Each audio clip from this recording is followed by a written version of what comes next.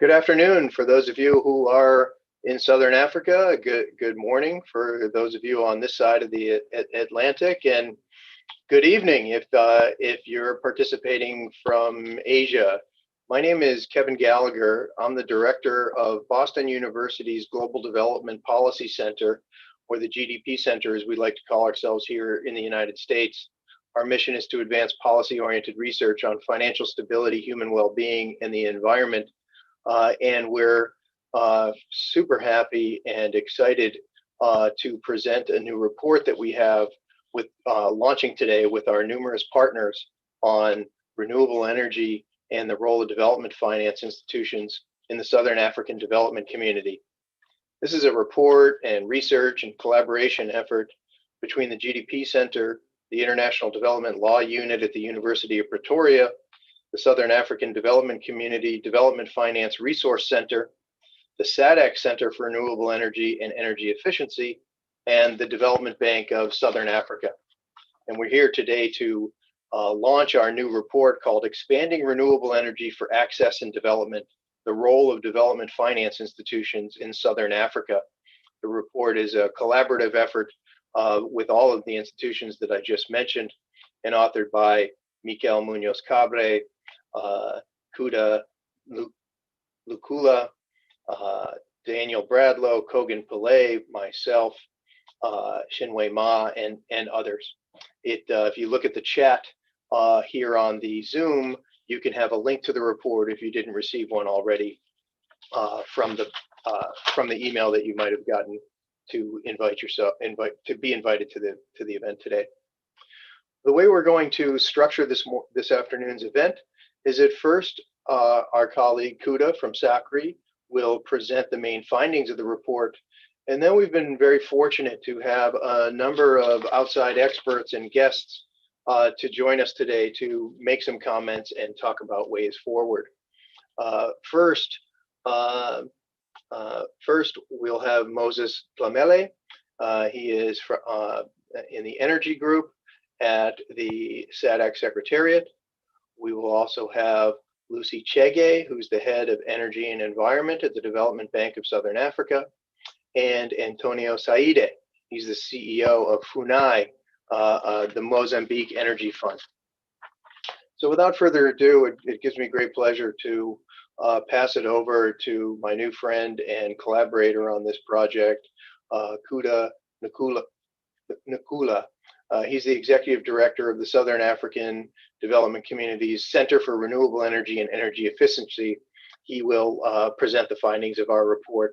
I should say that after Kuda presents the report and we have commentary from these outside experts, we should have some time for questions and answers with all of you that have joined us today. We see that there's over 100 of you, and thank you very much for coming. If you look at the bottom right-hand corner of your Zoom screen, you'll note that there's a Q&A box. And what we ask you to do is put your name and affiliation so you can introduce yourself to everyone. And after all of the presentations, I will then cluster groups of questions and ask them to the panelists, and we can have a global conversation about this report, its findings, and the way forward. Let me pass it on to Kuda. Thank you. Thank you, Kevin. Good day, everybody. As Kevin has introduced me, my name is Kuda Ndhlukula. I work for the SADC Centre for Renewable Energy and Energy Efficiency, SACREEE.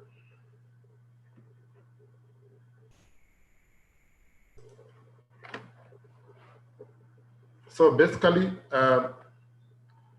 this report is a collaborative effort, as has been highlighted by Kevin. That's a collaborative effort between or amongst SADC Centre for Renewable Energy and Energy Efficiency, SACREEE, which I represent, the SADC Development Finance Resource Center, SADC-DFRC, University of Pretoria International Development Law Unit, Development Bank of Southern Africa, DBSA, and Boston University Global Development Policy, GDP Center, which is represented by Kevin. So how do we conduct this research? We did a workshop in Gaborone on October 14 and 15, 2019, last year. We also had in-depth expert interviews. We conducted some online survey We peruse through and browse through the websites of different DFIs, some reports, some databases. We're also able to benefit from the database from the GDP Center, China's Global Power. And this report is as a result of generous contribution in terms of funding from Charles Stewart Watt Foundation, Rockefeller Brothers Fund, as well as Climate Works Foundation. So what are the main findings and recommendations of this report? One is that SADC region could reach full energy access and 53% renewable energy capacity by 2040. You can compare this to what we know about the 2030 targets, the sustainable energy for all targets. So here we're looking at 53% renewable energy capacity by 2040. And this can be done in a manner that will bring high economic growth, employment, and well-being. And maybe you may ask, where did you get this 53% target? This is obtained from the Southern African Power Pool Plan, which was done in 2017, looking at the high renewables scenario. So SADC region would need to add an additional 1.3 gigawatts renewable electricity generation annually. And this requires an additional estimated investment of about $2.4 billion per year up to 2040, or in total about $52.8 billion. There are about 5 key barriers that SADC countries face in financing renewable energy transition. For us to reach that 53% target, there are some barriers that we need to address. These barriers include the path dependence on coal, lack of financing and risk mitigation instruments, preventative regulatory environment, lack of coordination capacity and technical challenges, as well as social barriers. These barriers are elaborated further on in this presentation. The other finding that we made was that development finance institutions have a key role to play in catalyzing the finance to overcome these barriers, but they need to scale their ambition and coordinate their actions in the SADC region. According to our research, the DFIs have contributed about 10 billion over the last 10 years in clean energy for the SADC region. And this is led largely by China Export-Import Bank, contributing about $3.3 billion. The Brazilian National Development Bank, about 1.4 billion. And the Development Bank of Southern Africa, DBSA, with about 1.3 billion. Though in terms of the number of loans, the DBSA of Southern Africa, the Development Bank of Southern Africa, the World Bank, and European Investment Bank take lead. So if you look at the projects that were done, there are much more, we have more projects from DBSA, World Bank, and the EU. We also identified 66 funds and instruments for renewable energy finance in the SADC region that could be harnessed to address these barriers. For example, the SADC Project Preparation Development Fund, PPDF.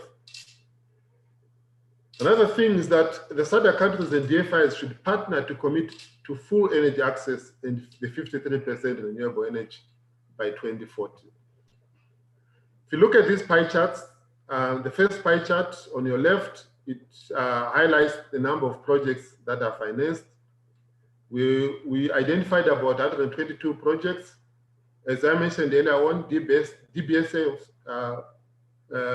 Development Bank of Southern Africa, taking about 30% of that, followed by KfW.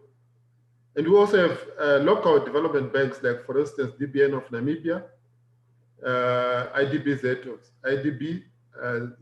that is the Zimbabwe Development Bank, Infrastructure Development Bank, PIDA. We also have AFDB. And then the pie chart to your right, it talks to the volumes of finance in million US dollars. For example, we're looking at China Exim Bank, as I mentioned, 33%, BNDES of Brazil, 15%, followed by DBSA and others. If you look at the graphs here, the bar charts, you see that the financial flows per country between 2007 and 2018, top on the lead is South Africa, have been taken about 3.1 billion US dollars, followed by Zambia, 2.5 billion, DRC, that's the Democratic Republic of Congo, Angola, Mozambique, Zimbabwe, Tanzania, and others. Going back to the issue of the barriers to renewable energy finance in the SADC region, we spoke about the coal, dependence on coal. We still have a huge coal legacy. There's abundance of coal. Our policies still speak highly of coal as part of the energy mix. There are also some entrenched interests in the coal industry. There are also issues of jobs, because it's a long-standing industry. A lot of jobs are still entrenched in the coal industry. Then another challenge of risks and financing. There's also the off-taker risk and creditworthiness. I think it's no secret that our utilities, the majority of our utilities are broke. There's underdeveloped domestic financial markets and access to cheap finance, again being linked to the creditworthiness of our institutions, and then they cannot access cheap finance. There are also currency risks. It is also very difficult for our countries to enter into long-term PPAs in US dollar denominated PPAs. There's also big challenges with project preparation and bankability of these projects. Most of the projects are not well prepared for them to be bankable. The ratings of our institutions, they are quite a big challenge. As I said, most of the institutions are not credit worthy. So it becomes very difficult, again, to attract finance. There are also some unmet expectations from international mechanisms and initiatives. We are all aware of the initiatives, like we're talking of the clean development mechanisms and others. So very few of our institutions have been able to tap into these. Also, issues around small populations and economies that are very difficult to attract finance. The scale of these projects that are viable to be financed makes it a bit of a challenge and expensive to address energy access. You'll hear more about access from other presenters later on. And then the models of attracting private sector, we're still experimenting with public-private partnerships. We still haven't found the right way of dealing with these public-private partnerships. In terms of governance and regulatory issues, there are perceptions, corruption perceptions. There are also policy and tariff uncertainty. Actually, the region is still struggling to get into cost-reflective tariffs. I think there are only two or three countries that have reached cost reflectivity in terms of tariffs. The procurement framework for unsolicited bids they are taking long to negotiate with unsolicited bids, largely because there are not in all countries do we have clear strategies and frameworks of bringing in or procuring private sector generated electricity. Bureaucracy and delays are some of the challenges. Political will to undertake projects. And then another barrier is the coordination, capacity building, and technical challenges. Lack of local capacity and technical expertise, data and information, which is not much available. Coordination and cooperation between DFIs. Although we have the SADC Energy Thematic Group, I think more collaboration and cooperation is required amongst the DFIs. Then the transmission infrastructure and market access, also another challenge. And then finally, the social impacts, access and core benefits, jobs and labor uncertainty. There's two question marks in terms of jobs that can be brought in by renewables. We all are aware of the studies that have been undertaken by different role players in terms of the jobs that can be made available by going the renewable energy route. So this message still has to be driven home. Poverty and access are still big challenges in as much as there is energy poverty, but again, the ability for the off-takers and the users to pay for that electricity is a big challenge. Then community level benefit sharing, these are concerns that have been raised a lot, especially from the political circles, to say then what are the benefits of the locals going the renewable energy route. And then local opposition and stakeholder consultations, more consultations are required, and a buy-in, total buy-in from the local stakeholders. And then there's also the debate of localization versus imports. These are some of the barriers that we've identified as hampering renewable energy finance in the SADC region. Now coming to the recommendations. So our recommendations are that there's need to establish and adopt a SADC target of at least 53% renewable energy by 2040. There's need to align SADC Regional Development Fund to support the SADC's 53% renewable energy target. And thirdly, there's need to align national policies in SADC countries to meet the 53% renewable energy target, renewable energy goal. There's also need to align national development finance institutions with renewable energy targets. And lastly, we recommend that the DFIs need to commit so that they can fill that gap. With that, I say thank you. A full report, detailed report, can be accessed on the SACREEE website, and the link is here in front of you on the screen. With that, I thank you, and I hand you back to Kevin. Great presentation of the initial, the findings of the report, Kuda. As I mentioned in our opening remarks, we have the privilege and honor for a few of the experts and policymakers in the region to reflect on the report and its ways forward. The first that we'll have is Moses Temele. He's head of energy at SADC. Moses, please.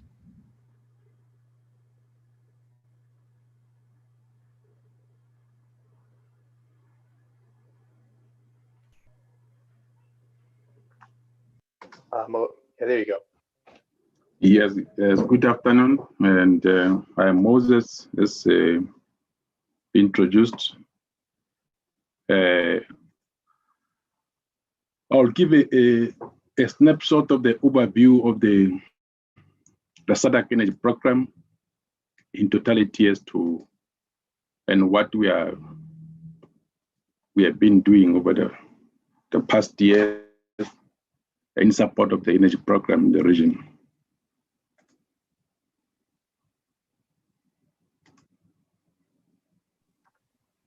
Moses, could you turn on your video so the audience can see you as you make your presentation? Oh, just a minute, please.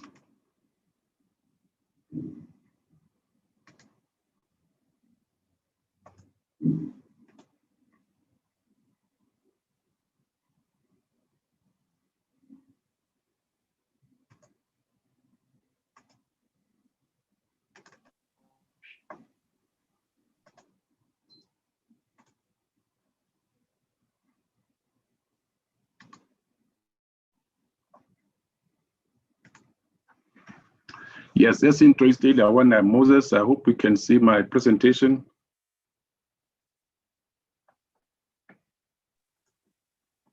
Yes, Is it showing? Moses? Yes, you can. I think if you go up to the top of your PowerPoint and you hit the button slideshow, and then play from the beginning, because right now we see your whole computer.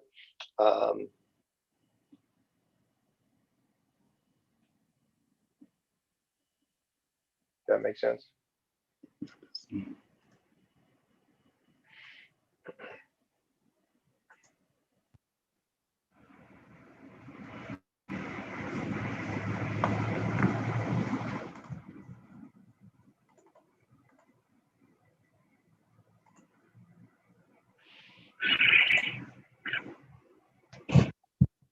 Now we don't see anything. It's fine to go back to the way you had it if for the sake of time, and we can see it. It's just not full on the screen. Is it showing now? It is showing now, yes. So if you go up to up on the top there, if you see that button that says slideshow. Yes, Yeah, just a little higher. Nope, yeah, right there. And if you go to the far left and say from the beginning and click that. yes. I hope it can show now. Yeah, let's, that's fine. Yes. Yes, as indicated, Moses Dlamele. So my presentation is going to cover only the energy SADC program. We are a regional economic community, and the task is to look into entire energy program, and the energy sector is being governed by the SADC protocol on energy, and there's another instrument, the regional infrastructure development master plan. In that plan, there is also any sector plan that we are implementing now moving forward. The pillars that are essential for this is the issue of the ensuring the energy security in the region, energy access, and tapping into the energy resources in the region, and to ensure this energy utilization is sustainable in the region. The main challenges that we are facing now in the region is that there is a deficit of power supply, especially when you take the member states that are connected through SAP network. Now we are experiencing a deficit of 1,900 megawatts. There is also an increasing demand from different sectors of economy in the recent years, taking away this year where we had the COVID pandemic. But at the same time, what we realize that there is more investment, in the industrialization or in infrastructure development, but in terms of energy generation and transmission, there's been a slow progress in that regard. And we just noted that the member states are also pursuing the electrification program.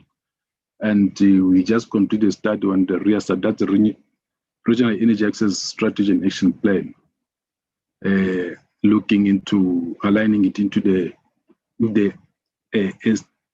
Sustainable Development Goal number 7 to ensure that at least there's a universal access, but targeting the tier 3 years was designed by the World Bank SMAP. This is just a snapshot in terms of the access in the region. We can see that currently, mainly the urban areas are the ones which have more access to electricity, while the rural areas, they are still suffering in terms of electricity, and we are now talking about the average of around 50%. This is based on the validated information of 2016. So we are yet to undertake the latest statistics. The main achievements that we can say that which we have been undertaking recently, the support from the DFIs and of course the cooperating partners, is the development of a gas master plan to ensure that it's also contributing our energy mix in the region. There is also the REASA that I just mentioned that was supported by the European Union. There is also the issue of ensuring that there are regulators in the region, and to ensure that RERA, or to strengthen RERA so that it can be able to regulate it cross-border power trading in the region. And now we can say out of 16 SADC member states, 15 have regulators now. Now we can push even the issue of the cost-reflective tariffs to ensure that all the energy that is being traded in the region is traded in a manner that is more competitive, so that the renewables also can come in. We also undertook an assessment earlier this year on the impact of COVID-19, and we are now in the process of completing the recommendations from that report into the action plans moving forward in the short term, medium term, and longer term, that is during the recovery period.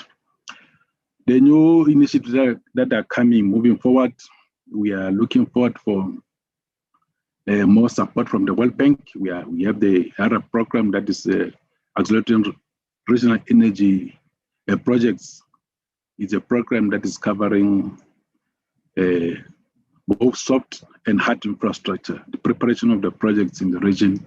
And now with the new or recent developments, in terms of capacity building, the program is also supporting SACREEE, supporting SADC Secretariat to ensure that the projects are migrating from different stages of project cycle.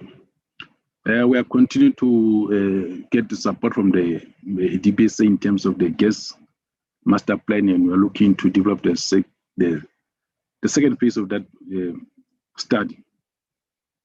The ADB, African Development Bank, is also supporting SADC in terms of infrastructure development and into the issue of operationalization of the Regional Development Fund that leader Kuda alluded to earlier on.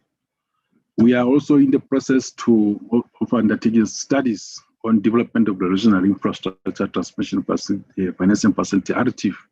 This is meant to also to support the infrastructure projects, especially the transmission interconnectors, based on the recommendation from the sub-pool plan that we have to accelerate the transmission, because there are countries that already have excess capacity. If we take the countries like Angola, but they are not connected to any country, to other SADC member states. So if we can have all these interconnectors working for mainland member states, then they'll be able to trade power in the region, reporting ECAPs. Moving forward, we are looking forward to engage member states through this. The other program, the World Bank, is already in that area. The gas phase 2, regional gas master plan, phase 2 of it. We are also trying to will continue to engage the ICPs. We have this forum where we meet with the cooperative partners and the DFIs through the thematic group meetings or sessions. And for your information, there's an ongoing one now, which is the apex of all this thematic group, when you have SADC and ICP dialogue, which is spearheaded by the lead ICP EU and the SADC executive management, and the member states being represented by what is the structure called the trouble tracker. We anticipate that that by in the near short term, the issue of COVID, or all the issues that are coming from the COVID, will be able to adapt and to be able to operate as a region to address all the issues that are affecting the energy sector. So to prioritize the interconnectors and to ensure that the deficit that we are suffering now, we're able to close that gap. And to also continue to identify the gaps and challenges and to address them, especially where the projects are not moving forward. There is the studies that I mentioned, the sub-pool plan, the rear sub, now to make sure that we move forward in terms of implementing them. Then there's also the other studies that were undertaken in the past to ensure that we have the integrated resource plans and integrated energy plans. This came as an issue, but we are recommending member states to undertake these studies at national level so that they are able to be in a better position to apply the resources or that are available to those in terms of developing those different energy sources at the national level. And so that we prioritize even the renewable energy. We are aware that at least is abundant in the region compared to other sources of energy. Or to even reduce pressure from those that have been utilized now. We will continue to advise the member states to ensure that they implement the cost-effective tariffs. This will also improve the competitiveness of different sources of energy. Then the issue of the information is very factual, like this publication that you are mentioning today, that we need to have the fact sheets in terms of the energy, like the statistics that I was showing you, that was based on the statistics of 2016. We don't have the very, very recent information in terms of what is happening on the ground. This we are anticipating that the support of the ICPs will move forward to have most up-to-date information that we can share the DFIs and all the stakeholders. We'll continue to ensure that all the documents, as I mentioned, we have the REASAP, that is Renewable Energy and Energy Efficiency Strategy and Action Plan. This was approved in 2016, 2017.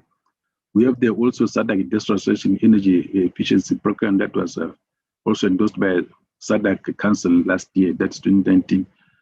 All these have to be implemented moving forward so that we reach that the targeted, which some of the studies are recommending.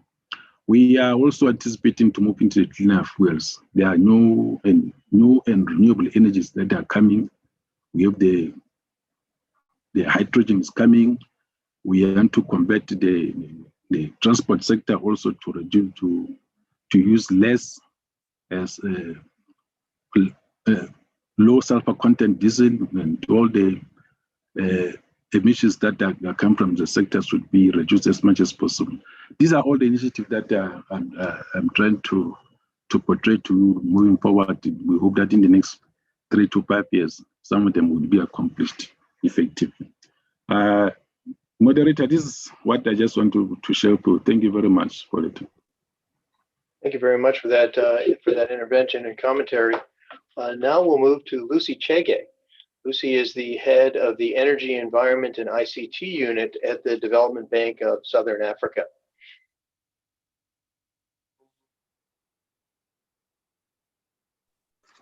Thank you, Kevin. I would just like to say good afternoon to everybody. Thank you, Lucy. Could you put your video on? Thank you. There you go. No, for some reason we can't see you. Yeah, let me just work on it.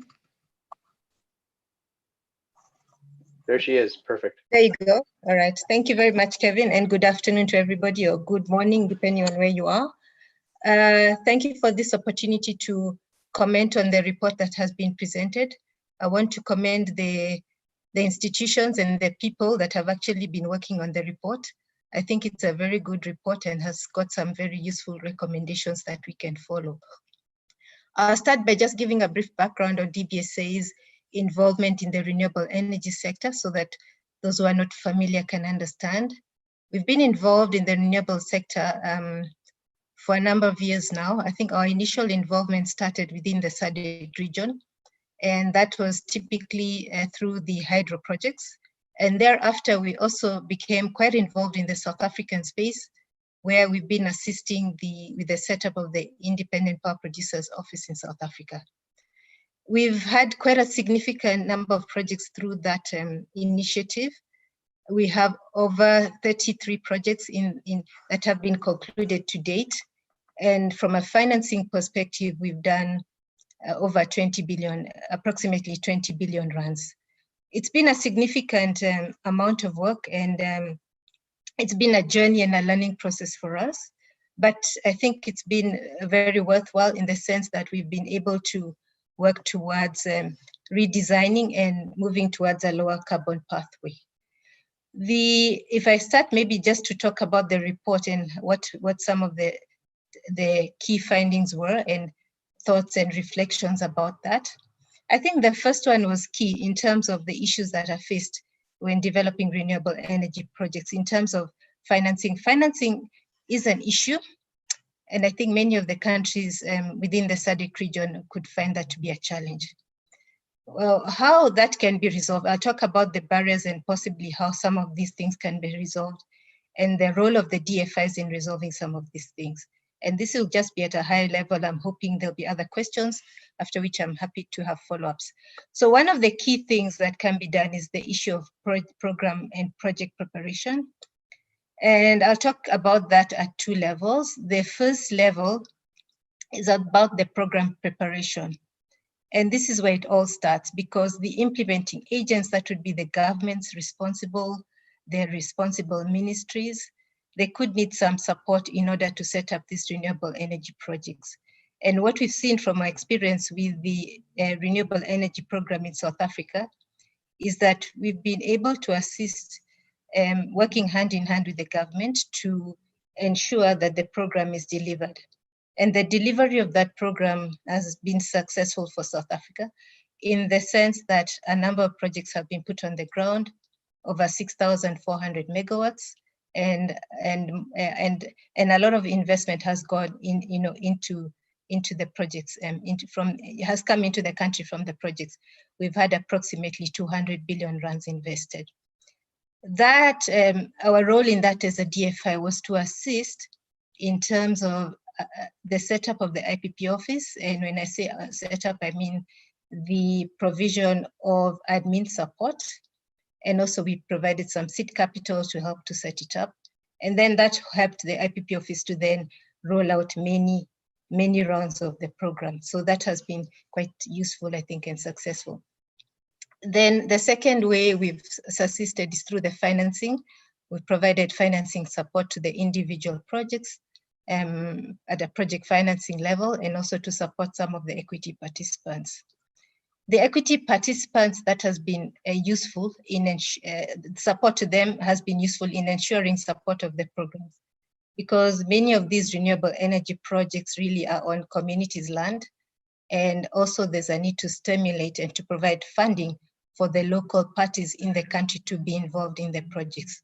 So that helps to ensure a level of sustainability, which are some of the learnings that we can continue to adopt and to provide to as these programs continue to develop.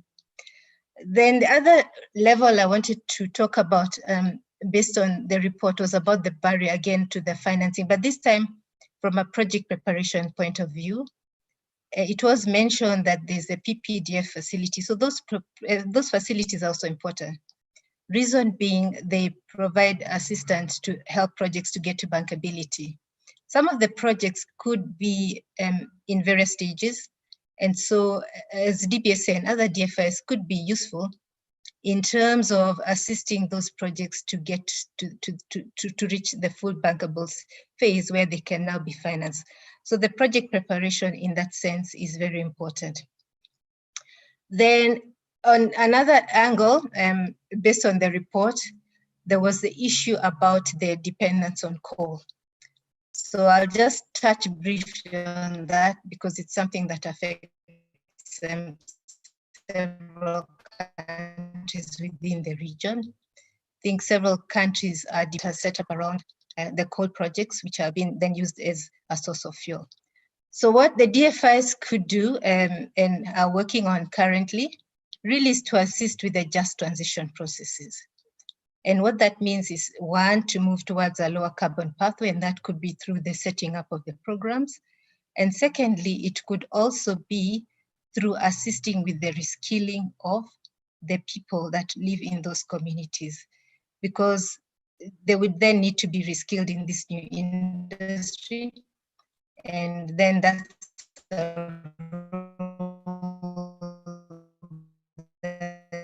the DFIs can actually take up.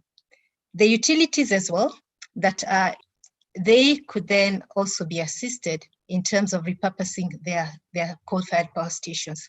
So where the utilities are having coal-fired power stations that are coming to the end of their useful life, those could be then repurposed, and other forms of coal, or other forms of energy could be considered in order to assist with that.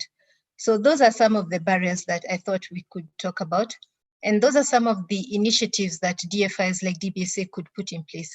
Because the issue of renewable energy, I think it's key, and it touches on our lives, not only now, but also in the future. And we want to make sure that as we develop energy projects, we also use the consciousness in mind that we need to move towards a lower carbon pathway. And so those are just some of the reflections. And I thank you for the invitation to participate in this panel. And I look forward to further questions and comments on what I've said, and also on the book itself. Thank you very much, Kevin. Thank you very much for those salient and very important comments. Now we have Antonio Saide. He's the CEO of FUNAE, the Mozambique Energy Fund. And I should just say to folks in the audience, if you look at the bottom right-hand corner of your Zoom, there's a Q&A button. So after Antonio's intervention, we should have a little bit of time for some questions to the authors or to some of the commenters here. So please go into the Q&A function, introduce yourself, and ask a question. Antonio Saide.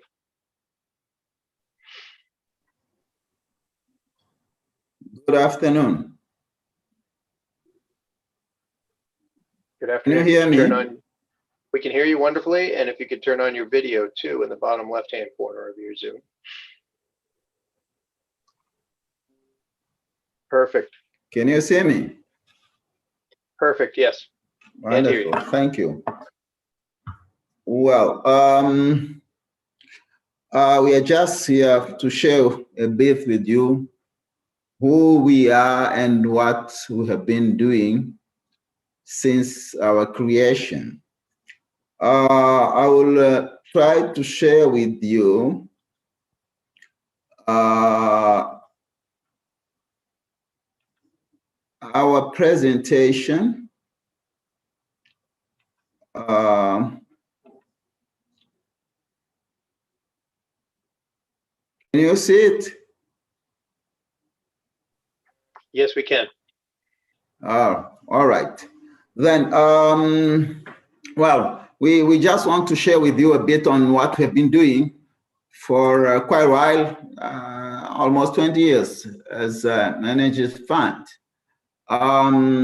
First of all, as I said, we've been created in 1997. But then from there on, we have had a revised decree this year, which gives us more capability on how really to deliver to the energy society. So now as FUNAE, as an energy fund, we have also patrimony autonomy, which allows us really also to be part on PPPs, to be part of societies and so on. So that will allow us really to participate more than we were before. So our mission is really to promote and trying to deploy renewable technology around the country. We are mainly focused on rural areas and basically on off-grid technologies.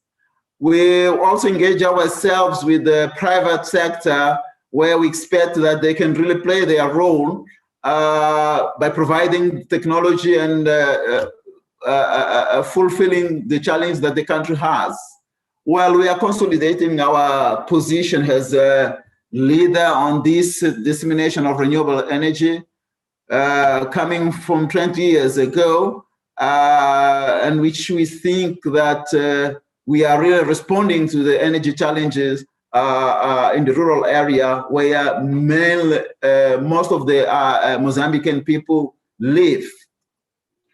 Well, I have to say that our organization is really supported by those documents that I'm showing you. One is the 5-year government program, which is somehow divided into annual plans, but also we have some political framework and strategic framework that is really supporting us, like the National Electrification Strategy, the policy and strategy on the power sector, the policy and strategy for development of renewable energy, and also as FUNAI, we have our strategic plan that is now under revision. On the right side, you can see some of the publications that we have been using for showing what is available in this country from the potential, from the renewable potential that is available. You can see there the renewable atlas, and you can see the renewable project portfolio that we have really had the first portfolio edition in 2017, and now the last one was in 2019. We're expecting that the coming days we will come with the next one. So looking to what we have been really engaged as activities, our pillar of activities are divided into 3 main of them: electrification, access to fuels, and productive use and energy services, which are divided as you can see on my slide. That really guides us somehow to respond to the Sustainable Development Objectives. As you can see, we have given some contributions on the Objective 3, Objective 4, Objective 6. The 7 is the one where we are based because it's related to energy. As you can see, we have been like 259 villages where we have provided with the mini-grids, supporting some activities there, has implementing agency on this specific issue, which somehow has given us some experience and also bring to us a challenge that we need really to involve the private sector, because most of these investment has been carried out by public investment. But we think that looking to the challenge that the country has, we need really also to involve the private sector for the investment also on the operation and maintenance. This is the new vision which is included under the Energy for All program that the government has set up in 2018, which has a main goal to achieve universal access by 2030. So all the sector is really surrounding this environment in order really to make sure that all the Mozambicans will have at least one of the options that energy can provide to solve it. So we have two main branches on this. One is related to on-grid, another one is related to off-grid. But I have to say that the on-grid side is mainly taken to the leadership of the national utility, EDM, who is responsible to look into the densification, the grid extension in the country. But on the other side, recognizing that the off-grid plays really a critical role on this, we are the ones to take care of that, involving the private sector also. So the off-grid side is comprised by two main part of it.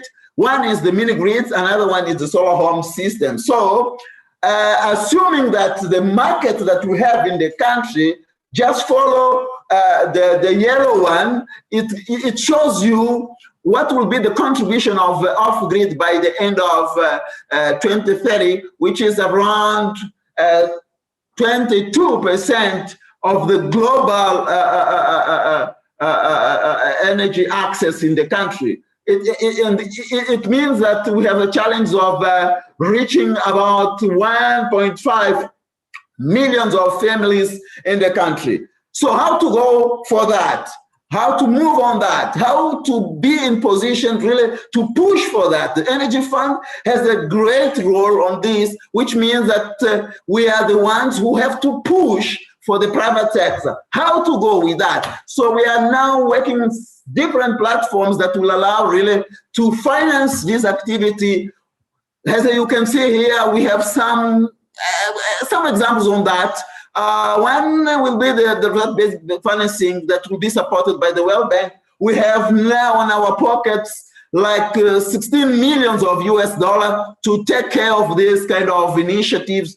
We have also working with a program here in the country with support of the British government, which has about 30 millions of dollars to support these kind of activities, look into the mini-grids, look into the solar home system, trying to push to the private sector to come on this process. But also we are working with the UN agency here, UNIDO, and support also with a commercial bank, the BCI that we mentioned. We have a credit line which will support at this stage for the productive use, energy use, around $1 million US, which will be for the ones who want really to get some to support their activities on the productive use based on renewable energy. But also we are now finishing another initiative which is beyond Beyond the Grid for Facility for Africa, which is supported by the Swedish government with the 6.7 million of dollars. So all this will allow really to have solutions, as you can see on the right side, for irrigation system. We are thinking and how really to push those ones who want really to use renewable energy to empower the solutions on those rural areas where we are. We think that also we can really provide solutions with a result-based financing approach, or promoting that some of the private sector could really deploy this kind of solutions in the rural area. As you can see, some of those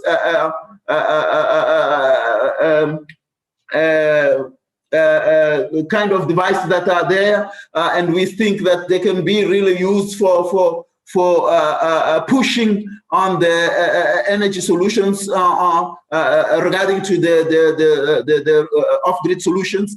But also we've been engaged ourselves on the mini-grids. As you can see, that one was built by us last year, and can really solve the rural area problems. It can fulfill the energy needs that most of those kind of communities has, and we think that we want really to involve the private sector on this kind of activities by putting some money for them from those initiatives that we have mentioned before on the financial platforms that are available in this country. On Beyond the Grid also, we think that the opportunities there where we can reach many and different sites in this country. We have really selected some sites. For instance, in this case, we have at least 20 sites that has been identified that will allow really to the private sector to come and to benefit from those financial facilities that we have really provided. Well, we think that for most of these different possibilities that we have, there are different business models that can be used. As you can see on the table, that there are some of them that where the generation could be coming from the public investment, but we can have also the option 2, which is from the public investment. But you can see on the option 4, 5. That is coming from the private sector. So we have different possibilities on the business models that can be used for really take opportunity of this great market that the country has, and all these facilities, financial facilities that we are trying to bring together, and we are mobilizing to make sure that any private sector that wants to really develop any project in the country, everything will be on table. But at the same time, we find that if you want to reach the universal access, sometimes you have limitation in terms of the infrastructure that the mini-grids can provide, but we are thinking that we can hybrid this, create here hybrid solution where we have a mini-grid and we have a solar home system together in the same place in order to fulfill all the communities there, and we are in the position where we can deliver at least one solution for the ones that are looking for some, energy solution. So based on this, we are also working as a country looking to all that legal framework that will allow the private sector to come in. We had this week a meeting at the minister cabinet discussing all these tools that are under development in order to make sure that the private sector will find enabling environment really to deliver their capability and make sure that they can deliver the technology that is available, and we can really run in order to meet the goals that the government has, that is universal access by 2030. This is somehow what we can do really with you, share a bit on who we are, where we are, and where we want to go. So thank you for that. Obrigado. Obrigado, Antonio. Thank you very much for the insights and sharing the experience of your particular of your group and what your future is. We're a little tight on time. Antonio, if you could turn off your stop sharing screen so we can see the different panelists. If I could ask the authors of the report and the panelists to put your screens on. We're a little tight on time. What I'll do is pick 4 or 5 questions. We've got a good 20 questions here, so it'll be difficult for me to get them from everyone, but I'll pick 4 or 5 and then we can answer them as a collective. Antonio, it'd be great if you could stop sharing screen so that the audience can see the whole group. So our first question is from Lindewe Diamini. Lindewe is from UNDP in Eswatini and says, I think the conversation around balancing coal with renewables is an important one. Investors are looking out for clear long-term signals from policymakers, especially on prioritizing renewables in terms of targets, incentives, and other government support. This extends to accessing climate finance instruments as well. Some countries are in the process of updating their nationally determined contributions, which are looking for greater ambition in terms of low carbon pathways. So then it becomes a bit of an issue when coal is in the pipeline. I guess that's a comment more than a question, but it'd be great if some of our panelists could respond to that. Then we have Yunwen Bai from Green Innovation Hub writing in from China in the evening. Good evening, Yunwen. Yunwen asks, that looking at the report, the research shows that the China Export-Import Bank is one of the largest investors in energy in the SADC region. How do we see the possibility of Chinese Development Bank finance as well as commercial investors in what role can they play in our proposals? Let's see. There's so many great questions here. It's hard to single all of them out. There's one by excuse me.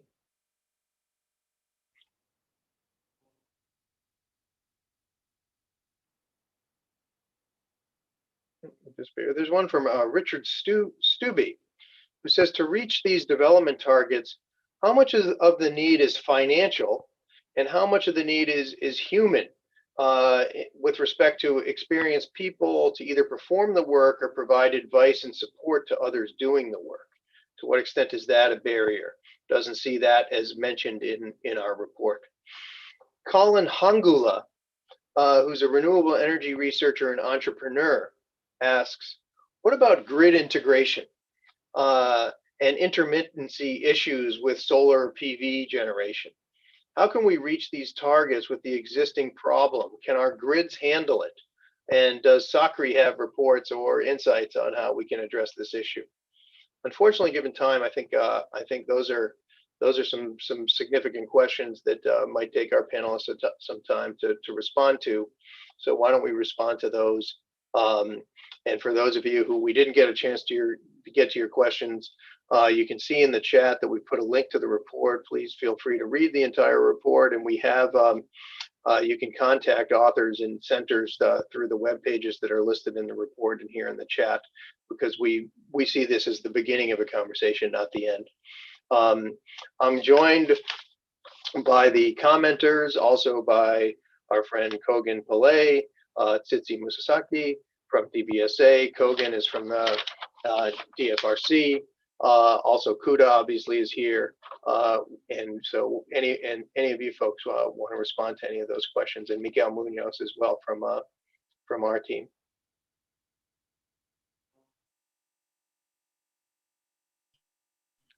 Kevin, Please. I just like to comment on 2 things. The first is about the getting financing from the Chinese Import-Export Bank. Financing is an issue where there's uncertainty, right? So this is the issue, right? The whole thing about what we were trying to show in this report was the role of the DFIs and how they've acted as a catalyst to develop renewable energy projects. But the one that was most successful was the one that was in South Africa, because the private sector could see a reasonable amount of certainty.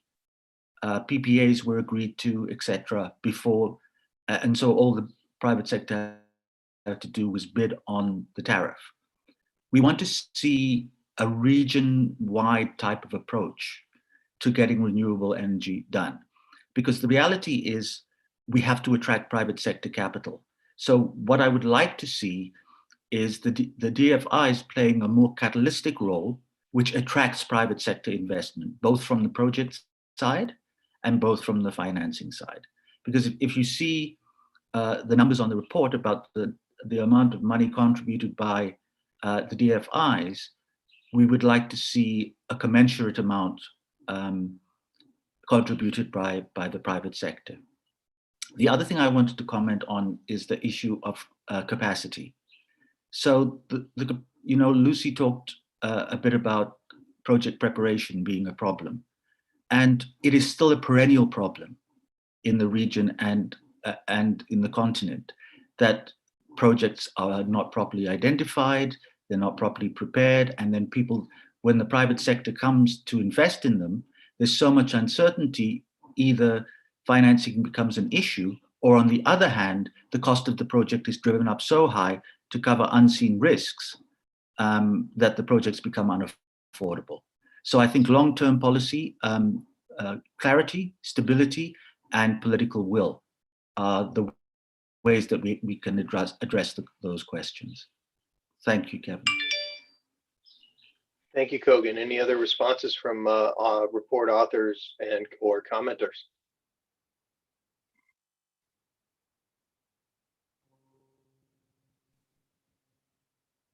If I could add one thing. Well, go ahead. Go ahead, Hi. please. Yeah, well, we got a question here related to how big is still the market, unconnected areas. Well, at this stage, I have to say the access to electricity is around 34, which means there still remains 66% to go. So still a way to go. Combined by on-grid and off-grid, we still have to go around 70% of the total population in the country to be reached. The other things that, is there any platform that is coming to support the projects, on-grid project, off-grid project concessions and so on, the discussions? Well, for off-grid side, there are some discussions which are related to see how really capital subsidies could support the viability of the project for the private sector. So we are working on those kind of things. At the same time, we are trying to see how really to make sure that the investors on off-grid, where the tariff maybe will be higher than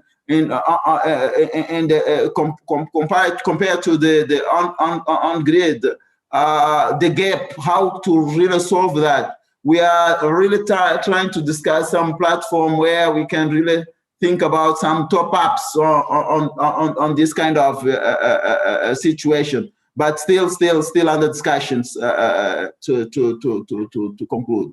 It's what I can share at this stage. Okay, if I may come in, there was a question that was addressed to SACREEE regarding grid integration of variable renewable energy.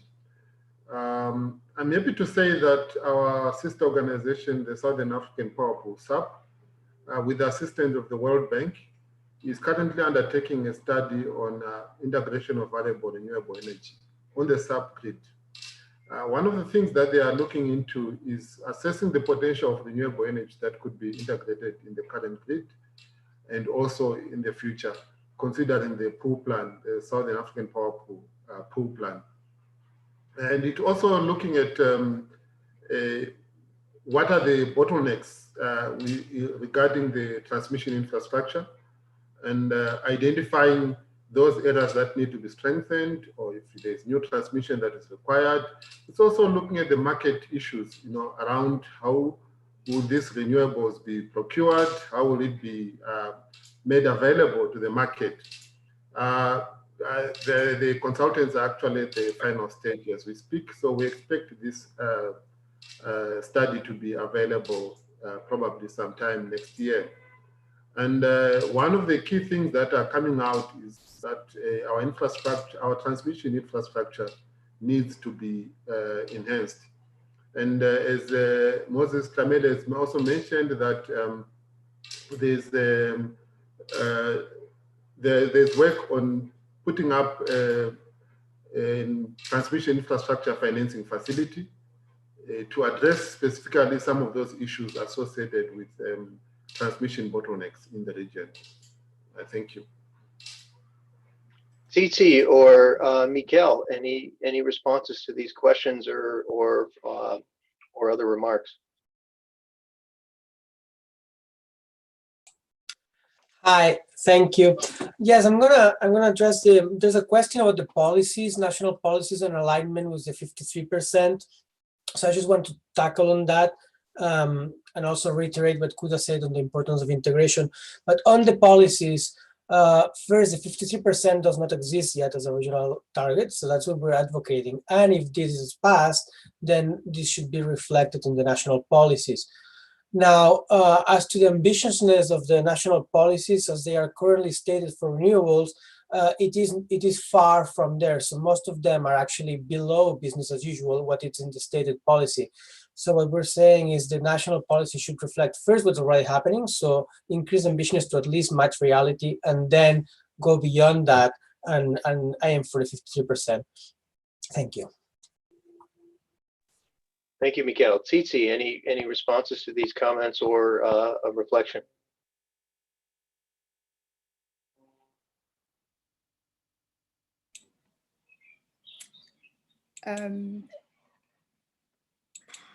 Thank you, Kevin.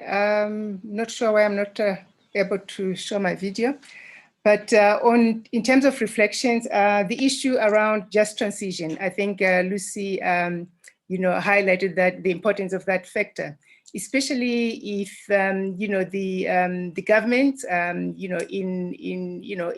the region, would accept the issue around, the investment in clean energy. That's one issue that I wanted to highlight from the report. Thank you. Thanks so much, Tsitsi. I'll also respond to the question from our Chinese colleague.